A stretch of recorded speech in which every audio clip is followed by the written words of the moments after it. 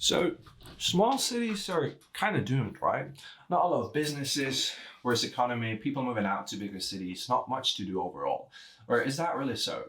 To better understand this, we need to go a little bit back in time. The urbanization trend has been on the rise globally since around 2007. People moved to big cities for many reasons, such as better work opportunities, richer social lifestyle, or better quality of life. And now around 60% of global population lives in urban areas. But then something happened. This trend of moving to big cities like London, New York, or I don't know, Sydney, it started to slow down. Some people were kind of fed up with big cities and the big rent, the big pollution, and big crowds. Especially now in the post-pandemic era, the urbanization is accelerating a lot as younger people are looking to relocate to smaller cities that will offer them the same work and social opportunities, but for way, way, way less money. For example, right? Let's take a look at New York and San Francisco. People continue to struggle to make it in the Bay. 46,000 people have left the Bay Area altogether. The number of people looking to leave New York has nearly doubled. The population of those cities has been decreasing the last few years as residents started to move out to more affordable and smaller cities. And this trend has only strengthened during the pandemic. So now that almost everyone lives in cities, whether big or small, the cities are constantly competing against each other. They're competing for talent and businesses, investment, students, and so much more. And the thing is, people actually move. Only in the UK, there are about 3 million people who move to different cities and areas. And look at this graph. So this graph is based on the UK census data. The first two lines represent people aged 16 to 24 and 25 to 44. You can see that these people who represent the productive age demographic are driving the intermigration, and these are exactly the people cities need in order to develop and sustain themselves. And it's not only people from cities that migrate. We cannot forget the people that move from rural areas. Research shows that people from less economically developed rural areas tend to move to smaller cities because it's just cheaper for them. Imagine you're from a small village and you want to move to a city for whatever reasons. Setting up in, for example, Derby or Portsmouth is going to be much more affordable for you than moving to London. Cities do a lot to compete and stand out. And there's one interesting thing in particular: incentives. A handful of states and cities are offering incentives in hopes of finding new residents. Tulsa is one of a growing number of cities offering cash incentives to remote workers. A new program in West Virginia is offering up to $20,000. Towns across around 25 US states have programs to lure in new people, mostly remote workers and other people who could bring money to the town's economy. Take this city near New Orleans, Natchez. The city officials started offering cash, relocation support, and other incentives to slow down the city's population decline. And guess what? It actually worked. The city of Natchez doubled the home sales and slowed down the population decline within 1 year. Of course, incentives alone aren't a guaranteed way to get people moved to your city, and if there's a bad infrastructure and the city doesn't offer anything exciting, different, or new, people won't really move there. We've already established that cities are in constant competition with each other in this global economy where everything is connected. And as a result, city officials need to find a way how to differentiate their cities and how to make them stand out. Enter city branding. You've most likely seen it already. Cities adopted marketing strategies from product marketing and used it to promote their cities. But the thing is, it's not as straightforward as it may seem. You see, when making a brand out of your city, you have to think about much more than what fonts and colors you will use. You're branding a living, breathing, and ever-evolving organism. First and foremost, you have to think about the city's stakeholders, because they kind of are the city. Go to the city's residents, businesses, tourism offices, libraries, schools, galleries, entrepreneurs, NGOs, Well, basically everyone in the public and private sector who use the city. Talk to your stakeholders, collaborate with them on your new brand, hear their ideas. You have to make sure that they are on board and understand your vision of what the city brand will be.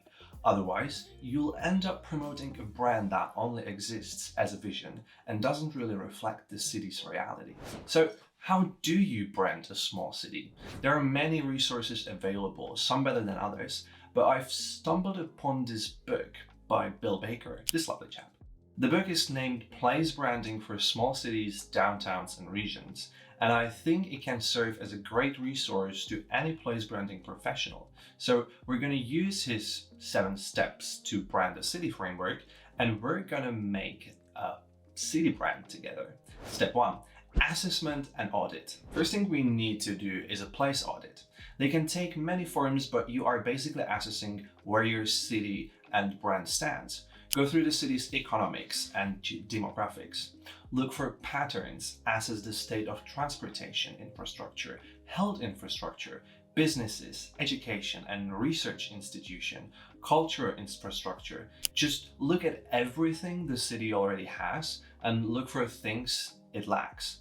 Talk to your stakeholders, so citizens, businesses, visitors, anyone who uses the city. You can hold community forums or workshops and focus groups.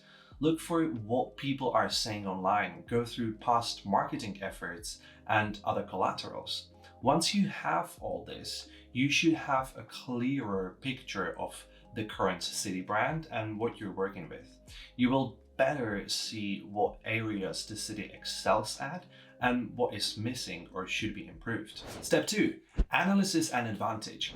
Because you did such a great job with your place audit, you should have a clearer picture of what the city represents and what you're working with. Now it's time to analyze 3 main things. What are the strengths of your competitors in the area, and what are the strengths of your city and the needs of your audiences. Now that you know your strengths of your competition and what your key audiences need, you can start to think about how you will position your city and its brand. With each positioning option, you should answer these 4 questions. Is the positioning different to the competition? Is the positioning appealing to key audiences? Does the positioning reflect your place truthfully? And lastly, is your positioning future-proof? Remember to stay outside the shadow of your competing cities so your city brand can stand out, because being too similar to other cities could actually hurt you. This is a time where you ask, where do we want the city to go? Step number 3, architecture and alignment. This is where you think about where does your city stand in the bigger picture and if you can partner up with other places to get you closer to your goals. Does a trail go through your city, or maybe your city is part of a regional unit like the Lake District here in the UK? You can use these connections to get your city more known and desirable. Then you can think how to market such connections to different audiences.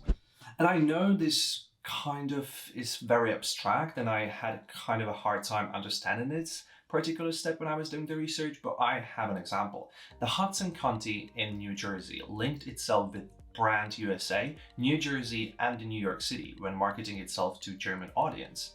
The county officials connected the area to well-known brands to attract foreign audiences because they probably knew that most Germans had no idea about Hudson County, and promoting the county alone probably wouldn't bring as good results. So they used these links to help better promote their county. Look, I will link this book in the description so you can read for yourself, okay? Great. Now let's move on to step 4, articulate. Now comes the fun part, at least for me. The steps allows you to be creative, and it's time to think about your city's logo, visual identity, wayfinding, and signage, digital assets, and other visual elements, your brand's message, tone of voice, and a lot of other things. There are more brand things to think about than just the ones I've listed, but please ensure you are consistent across all your branding efforts. And remember, you have to stay objective and you should not let your personal preferences affect the whole process of branding the city.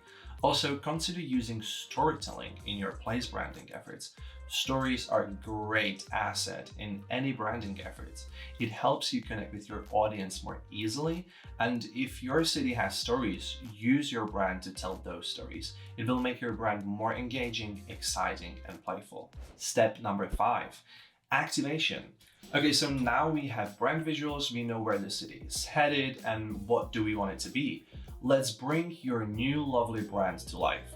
Use all the marketing activities at your disposal to show your brand to your key audiences. Think about the use of social media, digital advertising, booking engines, offline touchpoints, and many others. A good destination website is also very important. Such a website can serve as a content hub for your key audiences, offering important information to residents and tourists and other stakeholders. And again, I cannot stress this enough. Be consistent, even your activation efforts. Make sure to synchronize all your marketing and branding activities so they convey the same message and follow the same brand guidelines.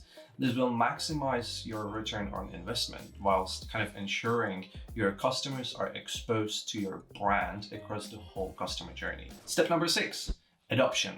Remember when I said your stakeholders are super important? I will say it again. Your stakeholders are super important. Without their cooperation, your brand would probably fall apart. So make sure they understand and are in line with what the brand stands for. Create an adoption strategy which clearly states the goals, techniques, and messages. Ensure that there are no gaps between the brand's expectations and what people engaging with the brand actually experience. You can also host workshops or meetings with the local community, businesses, educators, government, and many others to educate them on the new brand strategy. Step 7, activation and afterwards. Do not get comfortable. It's great that you have a new city brand, but don't forget, city constantly changes and evolves. And your job is to make sure your city brand does the same thing, so it can stay relevant and competitive. And there you go. This is a way how to create a brand for a small city. Now, there are tons of other approaches and frameworks, but I think this one does a really good job. So now you have a new place brand, great, but that alone won't guarantee new people knocking on your door. I'm gonna make a quick jump here, but I promise it ties together. Do you remember BlackBerry or Kodak? Once super successful companies, they both failed in one key thing. They failed to adapt to new trends, which ultimately led to losing revenue and market shares. Cities can also fail to adapt. And it's important that cities and their brands keep up with the trends and innovation if they want to remain competitive. See, I told you it's gonna tie together.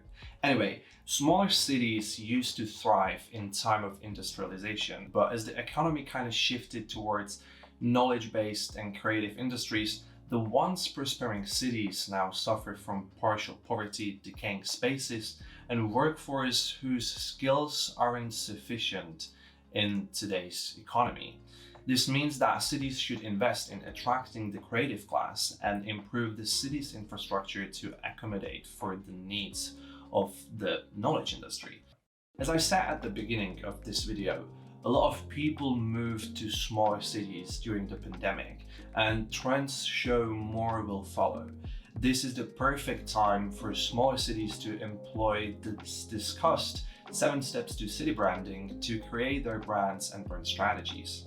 But remember, a brand alone cannot really save a city from its demise. Cities need to constantly reinvent themselves to keep up with the trends and competition and their key audiences, or they will fall behind.